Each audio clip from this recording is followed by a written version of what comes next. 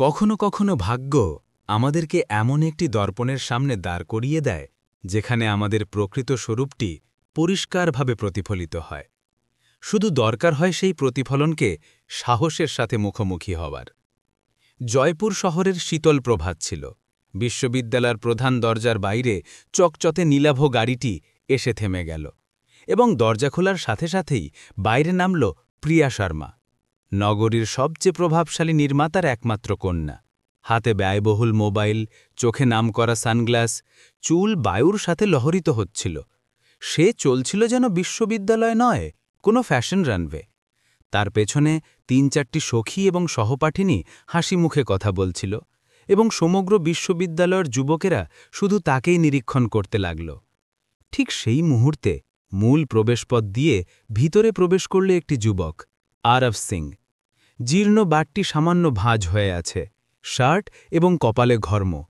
তার পদক্ষেপে না ছিল আত্মপ্রত্যয়ের ঘাটতি, না স্বপ্নের। কিন্তু মুখমণ্ডলটি ছিল ক্লান্ত, যেন কঠিন শ্রম তাকে বয়সের চেয়ে সামান্য বেশি পরিণত করে দিয়েছে। প্রিয়ার দৃষ্টি যখন তার উপর পড়ল, ঠোঁটে ব্যঙ্গ এবং চোখে অহমিকা প্রকাশ পেল। সে তার সঙ্গিনীকে বলল, এই একে বিশ্ববিদ্যালয়ে পরিচ্ছন্নতা করতে এসেছেন নাকি? তার পোশাক দেখেছিস? সম্পূর্ণ দলটি হাসিতে ফেটে পড়ল। প্রথম পাঠকক্ষে যখন আরব তার আসনে বসল, প্রিয়া উচ্চকণ্ঠে বলল, স্যার, আমাদের বিশ্ববিদ্যালয়ে কোনো পোশাক নিয়ম নেই, অর্থাৎ এমন আচরণে যে কোনো ব্যক্তি প্রবেশ করবে নাকি? পাঠকক্ষে হাসির ঢেউ উঠল এবং সকলের দৃষ্টি আরবের দিকে নিবদ্ধ হল। সে নীরব রইল, শুধু মৃদু হাস্য করে খাতা খুলল। হয়তো সেই হাসিতে অসংখ্য কথা গোপন ছিল, যন্ত্রণা, ধৈর্য এবং আত্মমর্যাদা। দিনগুলি অতিবাহিত হতে লাগল। প্রিয়ার এখন আরবকে অবজ্ঞা করার অভ্যেস হয়ে গিয়েছিল। কখনো খাবার ঘরে বলতো, ভগবান, এ কি খাচ্ছে, দেখতেও দরিদ্র খাদ্য। কখনো গ্রন্থাগারে বলতো, এত পুরাতন পুস্তক পাঠ করে কেউ আইএএস হয় না। সঙ্গীদের সামনে তাকে নিয়ে ঠাট্টা করা প্রিয়ার জন্য কোনো বিনোদনের মতোই হয়ে উঠেছিল। কিন্তু আরব প্রত্যেকবার শুধু নীরব থাকত, যেন তার কোনো প্রভাবই পড়ে না। একদিন খাবার ঘরে যখন সকলে নিজেদের পিৎজা বার্গার খাচ্ছিল, আরব এক কোনায় বসে ডিব্বা থেকে ডাল ভাত খাচ্ছিল। প্রিয়া এলো, রুমাল দিয়ে নাক ঢেকে বলল, উফ, কেউ তো একে বলো ঘরের খাবার ঘরে খাবে। সকলে আবার হাসিতে ফেটে পড়ল। আরব ধীরে ধীরে ডিব্বাটা বন্ধ করল এবং সেখান থেকে প্রস্থান করল। পায়ে ভার ছিল, কিন্তু চোখে অশ্রু ছিল না, শুধু এক নীরব সম্মান ছিল যা ভাঙলেও নত হয় না। সায়ান্নে গ্রন্থাগারের বাইরে প্রিয়ার দুই বড় বোন বলল, প্রিয়া, তুমি অতিরিক্ত করছ, সকলের পটভূমি এক হয় না। প্রিয়া হেসে বলল, প্লিজ, আমি তো সত্য বলি, যারা দরিদ্র তারা এখানে উপযুক্ত নয়। কিন্তু ভাগ্য সর্বদা ধনাঢ্যদের দাস হয় না। সেই সময়টি আসছিল যখন প্রিয়ার এই অহমিকা ভেঙে চুরমার হয়ে যাবে। এক সপ্তাহ পর বিশ্ববিদ্যালয়ে একটা বড় অনুষ্ঠান ছিল, যুবক অর্জনকারীদের সম্মেলন। নগরীর বিখ্যাত ব্যবসায়ী, আইএএস এবং সফল যুবকদের আমন্ত্রণ করা হয়েছিল। প্রিয়া নতুন পোশাক পরল, সাজসজ্জা করল, সকলকে বলছিল, আজ আমার পিতাও আসবেন, সকলের দৃষ্টি আমাদের ওপর থাকবে। সভাগৃহ ভর্তি ছিল। সঞ্চালক মাইক্রোফোন তুলে বলল, সঙ্গীরা, আজ আমরা স্বাগত জানাতে চলেছি এমন একজন যুবককে, যিনি নিজের শ্রম এবং দৃঢ়তা দিয়ে ৫০০ কোটি টাকার প্রতিষ্ঠান গড়ে তুলেছেন এবং যিনি নিজের পরিচয় গোপন করেই বিশ্ববিদ্যালয়ে একজন সাধারণ শিক্ষার্থী হিসাবে অধ্যয়ন করেছেন। সম্পূর্ণ সভাগৃহ নীরব। সঞ্চালক নাম ঘোষণা করল, মিস্টার আরব সিংহা। করতালির ধ্বনিতে গমগম করে উঠল, ক্যামেরার ফ্ল্যাশ জ্বলতে লাগল। মঞ্চে সেই আরবই দাঁড়িয়েছিল আনুষ্ঠানিক পোশাকে, আত্মপ্রত্যয়ী এবং সরলতার সাথে। প্রিয়ার শ্বাসরোধ হয়ে গেল, হাত কাঁপতে শুরু করল, চোখে যেন লজ্জার বন্যা এলো। আরব হেসে বলল, সঙ্গীরা, আমি আমার পরিচয় গোপন করেছিলাম, কারণ আমি জানতে চেয়েছিলাম যে এই সমাজে মানুষের মূল্য তার পোশাক দিয়ে নির্ধারিত হয় নাকি তার কর্ম দিয়ে। সম্পূর্ণ সভাগৃহে নীরবতা। প্রিয়ার চোখ নত হয়ে গেল, মনে বারবার বাজছিল, আমি কি শুধু পোশাক দেখেই তাকে ছোট মনে করেছিলাম? অনুষ্ঠান সমাপ্ত হল। সকলে আরবের সাথে সাক্ষাৎ করতে ছুটল। প্রিয়া সেখানেই বসে রইল, পাথরের মতো। তার কানে করতালি আওয়াজ এখন কোনো দণ্ডের মতো লাগছিল। সেই রাত্রে সে নিদ্রা যেতে পারল না। প্রত্যেকটা ঠাট্টা, প্রত্যেকটা হাসি, প্রত্যেকটা ব্যঙ্গ, সব তার আত্মাকে আঘাত করছিল। প্রভাত হওয়ার সাথে সাথে সে সিদ্ধান্ত গ্রহণ করল যে এবার সময় এসেছে নিজের পাপের মুখোমুখি হওয়ার। পরের দিন বিশ্ববিদ্যালয়ে পৌঁছাল। তার পা ভারী ছিল, কিন্তু চোখে এক সত্যতা ছিল। সে আরবকে গ্রন্থাগারে পুস্তক পাঠ করতে দেখল। ধীরে ধীরে বলল, আরব, আমার তোমার সাথে কথা বলতে হবে। সে ধীরে ধীরে পিছন ফিরল। সামনে দাঁড়িয়েছিল প্রিয়া শর্মা, সেই যুবতী যে কখনো তার পোশাক নিয়ে উপহাস করেছিল, এখন তারই সামনে দাঁড়িয়েছিল, চোখে অশ্রু, মুখটা বিবর্ণ এবং গলায় এক প্রকৃত অনুতাপ। কিছুক্ষণ নীরবতা বিরাজ করল।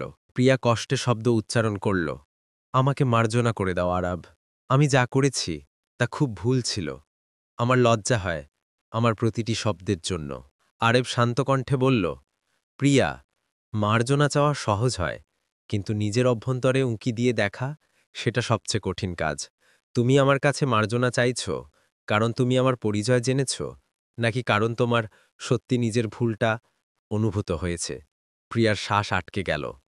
সে কিছু বলতে পারল না, শুধু চোখ থেকে দুফোঁটা অশ্রু নিচে ঝরে পড়ল। আরেফ পুস্তক বন্ধ করল এবং বলল, দেখো প্রিয়া, আমি তোমাকে ঘৃণা করি না। আমি শুধু চাই যে পরের বার তুমি কাউকে তার পোশাক দিয়ে বিচার করো না। কারণ প্রতিটি মানুষের নিজস্ব কাহিনী থাকে এবং প্রতিটি কাহিনী সহজ হয় না। এই বলে সে প্রস্থান করল। প্রিয়া সেখানেই দাঁড়িয়ে রইল। তার হৃদয়ে প্রথমবার কেউ এমন কথা বলল যা তাকে অভ্যন্তর থেকে আলোড়িত করল। পরের কিছুদিন প্রিয়ার মুখমণ্ডল পাল্টে গিয়েছিল। সে এখন বিশ্ববিদ্যালয়ে কাউকে দেখে হাসত না, পাঠকক্ষে সকলের সাথে বসত এবং যদি কেউ পড়ে যেত তো সাথে সাথে বুঠাতে ছুটত। কখনো গ্রন্থাগারে কোনো ছোটকে খাতা দিত, কখনো খাবার ঘরে সারিতে দাঁড়িয়ে খাদ্য নিত। যে যুবতী কখনো নিজের জন্য বিশ্বকে ছোট মনে করত, এখন নিজেকে বড় করার প্রয়াস করছিল অভ্যন্তর থেকে। কিন্তু এখন তার নিজের সঙ্গীরাই তাকে ব্যঙ্গ করত। এই, এটা কি হলো তোর প্রিয়া? এখন তো দরিদ্রদের সঙ্গী হয়ে গেলি, মনে হচ্ছে কোটিপতি আরবের পেছনে লেগেছিস। প্রিয়া শুধু মৃদু হাসত, হয়তো এখন তার কোনো প্রভাব পড়ত না। এক সায়াহ্নে বিশ্ববিদ্যালয়ের উদ্যানে সে একাকী বসেছিল। বায়ুতে পত্র উঠছিল এবং সূর্য অস্ত যাচ্ছিল। সে তার মোবাইলে একটি ছবি নিরীক্ষণ করছিল, সেই ছবি যেখানে সে সঙ্গীদের সাথে হাসছিল যখন তারা আরবের প্যান্টে চুইংগাম আটকে দিয়েছিল। তার চোখ থেকে অশ্রু ঝরতে লাগল। সে নিজেকে বলল, কত ছোট ছিলাম আমি, কত অহংকারী ছিলাম। হয়তো আমি অন্যদের ছোট দেখিয়ে নিজেকে বড় মনে করতাম। তখনই পেছন থেকে আওয়াজ এলো, এখন কাঁদলে কিছুই পরিবর্তিত হবে না প্রিয়া। সে ঘুরল। আরব দাঁড়িয়েছিল।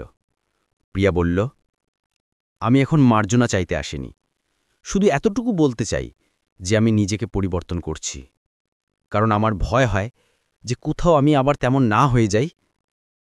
আরব তার পাশে এসে বসল। কিছুক্ষণ দুজনেই নীরব রইল। তারপর সে বলল, প্রিয়া, মানুষ তখনই পরিবর্তিত হয় যখন তারা নিজের ভুলটা অনুভূত করে। তুমি সেই প্রথম পদক্ষেপটা নিয়েছ, শুধু আর পিছনে ফিরে তাকিও না। প্রিয়া মাথা নিচু করল। কিন্তু তুমি কি আমাকে মার্জনা করতে পারবে? আরব হেসে বলল, মার্জনা সময় দেয়, মানুষ নয়। যখন সময় আসবে তুমি নিজেই অনুভূত করবে যে এখন সব ঠিক আছে। সেই রাত্রে প্রিয়া অনেক রাত পর্যন্ত ছাদে বসে রইল। আকাশে তারা ঝলমল করছিল এবং তার চোখে এখন অনুতাপের স্থানে আশা ছিল। সে এখন কারোর মার্জনা নয়, নিজের আত্মার শান্তির অনুসন্ধানে ছিল। পরের প্রভাত থেকে সে বিশ্ববিদ্যালয়ে সকলকে সহায়তা করতে আরম্ভ করল। পরিচ্ছন্নতাকর্মী মাসিকে জল দেওয়া, গ্রন্থাগার সহকারীর সাথে হেসে কথা বলা এবং খাবার ঘরের লোকটিকে ধন্যবাদ বলা। এই ছোট ছোট কাজ এখন তাকে বড় করে তুলছিল। তার অভ্যন্তরে যে প্রাচীরটি ছিল তা এখন ভেঙে যাচ্ছিল। অহমিকার প্রাচীর যা মানবতাকে আড়াল করে দেয়। ধীরে ধীরে সকলে তাকে নতুন দৃষ্টিতে নিরীক্ষণ করতে লাগল, কিন্তু আরব তখনও তার থেকে দূরত্ব বজায় রাখত। হয়তো তার জন্য প্রিয়ার পরিবর্তন দেখাটাই যথেষ্ট ছিল, কথা বলা জরুরি ছিল না। একদিন বিশ্ববিদ্যালয়ে একটা বড় অনুষ্ঠান ছিল, সাংস্কৃতিক রাত্রি। প্রিয়া এবং আরব আবার একই দলে এলো। এবার প্রিয়া কিছুই বলল না, সে শ্রম করে সাজসজ্জা করল, মঞ্চ পরিচ্ছন্ন করল এবং গভীর রাত্রি পর্যন্ত পোস্টার তৈরি করতে লাগল। যখন সকলে প্রস্থান করল, আরব ফিরে এলো। সে দেখল প্রিয়া একাকী বসেছিল, রঙে মাখা হাত, ক্লান্ত চোখ, কিন্তু মুখে শান্তি ছিল। সে বলল, এত শ্রম কেন করছ? প্রিয়া বলল, কারণ এখন আমি নিজেকে মার্জনা করতে শিখছি আরব, অন্য কাউকে নয়। আরব কিছুক্ষণ তাকে নিরীক্ষণ করতে লাগল। হয়তো সে বুঝে গিয়েছিল যে এ আর সেই প্রিয়া নয়। বিশ্ববিদ্যালয়ের পরিবেশ এখন পরিবর্তিত হয়ে গিয়েছিল। মানুষ এখন প্রিয়াকে আগের মতো অহংকারী যুবতী নয়, বরং একজন শান্ত সহায়ক এবং বুদ্ধিমতী মানুষ হিসেবে নিরীক্ষণ করতে লাগল। সে পাঠককক্ষে সর্বদা সকলের আগে আসত, প্রতিটি কার্যভার নিজে সম্পাদন করত এবং যদি কেউ খাতা না পেত তো নিজেরটা ভাগ করে দিত। কিন্তু তার সবচেয়ে বড় সমস্যা ছিল, আরব তখনও দূরে ছিল।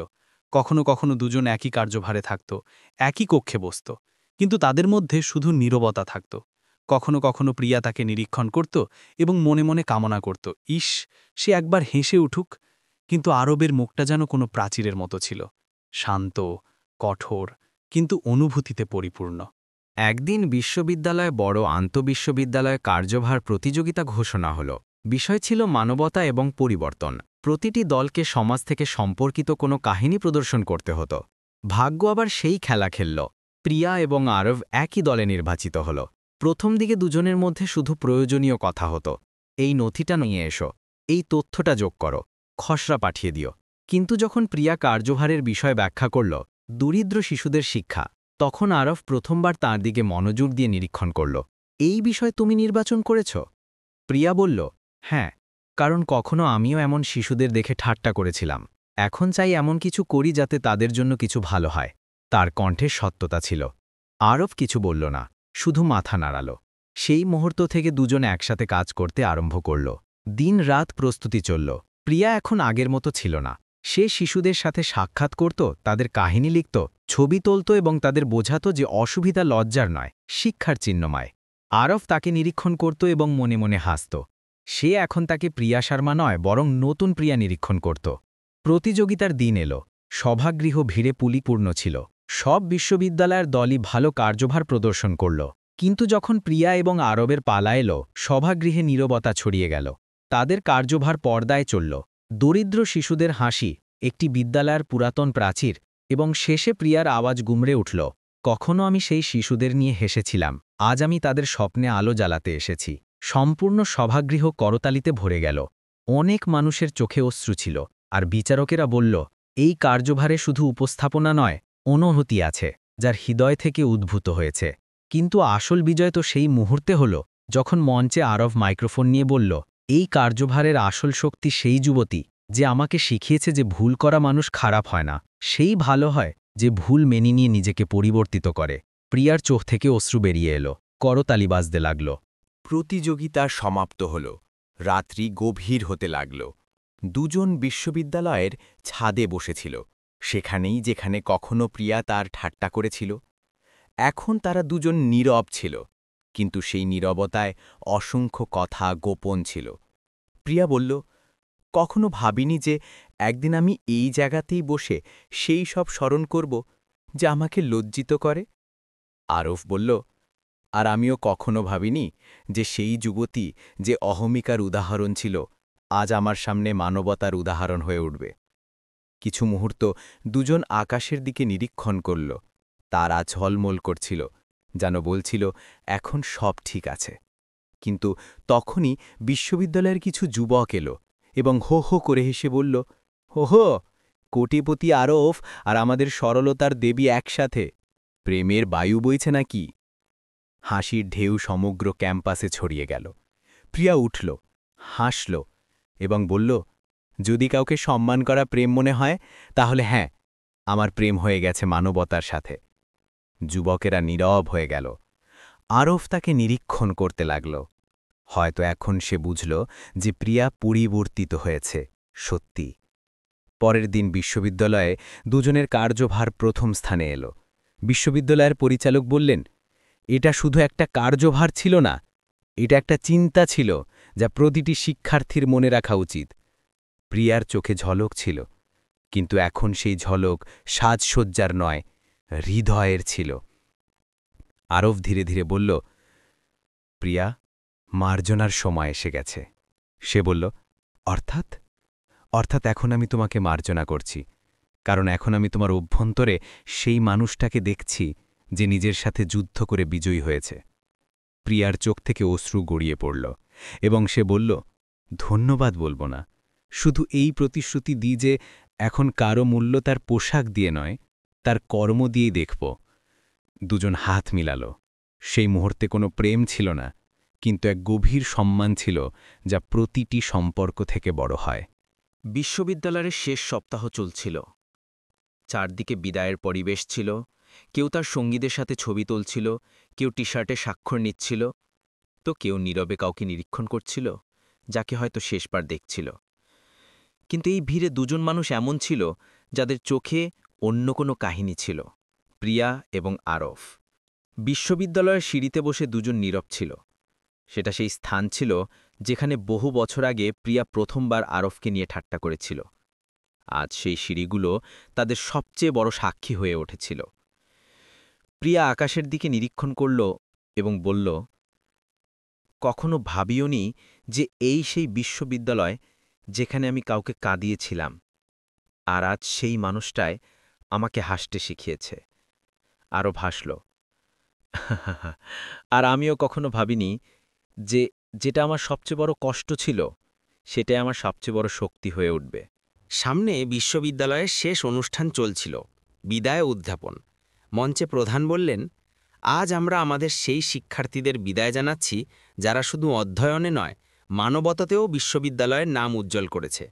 আমাদের এই বছরের সোনালী শিক্ষার্থী পুরস্কারের জন্য যে নাম নির্বাচিত হয়েছে সেটা হলো প্রিয়া শর্মা। সম্পূর্ণ সভাগৃহ করতালিতে ভরে গেল। প্রিয়া কিছু মুহূর্তের জন্য হতবাক হয়ে গেল। ধীরে ধীরে উঠল, মঞ্চে পৌঁছালো এবং মাইক্রোফোনের সামনে দাঁড়ালো। সে কাঁপানো কণ্ঠে বলল, আমি এই পুরস্কার কোনো শীর্ষস্থানীয় হিসেবে নিচ্ছি না। আমি এটা এমন একজন মানুষের জন্য নিচ্ছি যিনি আমাকে আসল শিক্ষা শিখিয়েছেন, মানবতার। সে ঘুরে আরবের দিকে নিরীক্ষণ করল। কখনো আমি তাকে দরিদ্র মনে করেছিলাম, ঠাট্টা করেছিলাম, কিন্তু আজ বুঝলাম যে সবচেয়ে ধনী সেই হয় যার হৃদয়ে দয়া এবং সম্মান থাকে। আরবের মুখে এক শান্ত হাসি ছিল। সে করতালি দিচ্ছিল না, কিন্তু তার চোখ বলছিল, এখন সব ঠিক আছে। অনুষ্ঠান সমাপ্ত হল। বাইরে বিশ্ববিদ্যালয়ের উদ্যান আবার সেই শান্তিতে ডুবে গেল, যেখানে কখনো হাসি এবং অপমানের আওয়াজ গুঞ্জরিত হয়েছিল। প্রিয়া ধীরে ধীরে আরবের কাছে এলো। এবার সব সমাপ্ত? সে জিজ্ঞাসা করল। আরব বলল, না, এখন আরম্ভ হলো। সমাপ্ত তো সেই অহমিকা হলো যা তোমাকে অন্ধ করছিল, আর সেই নীরবতাও যা আমাকে কষ্ট দিচ্ছিল। প্রিয়ার চোখ ভরে এলো। আমার ভয় হয় আরব, কোথাও আমি আবার তেমন না হয়ে যাই। আরব তার দিকে নিরীক্ষণ করল। যতক্ষণ তুমি ভয় অনুভব করতে থাকবে ততক্ষণ তুমি তেমন হতে পারবে না। এই ভয়টাই তোমার শক্তি।